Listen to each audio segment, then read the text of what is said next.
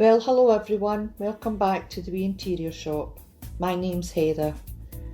Today I'm making 3 topiary trees, and traditionally topiaries were made by clipping hedges into shapes and date back to the Victorian times. Well, I've no hedges to clip, so I'm making them from Oasis balls. I've got spindles from a piece of furniture that I couldn't save, which is a shame, but never mind. If you come across spindles, keep them, especially from beds. They come in handy for a lot of projects, or you can always throw them my way. I'm also using moss in green and a neutral colour. In the video, I've shown different techniques, but if you've got any questions, please comment below and I'll do my best to answer you. So let's get on with it. It's coffee time. Bye for now.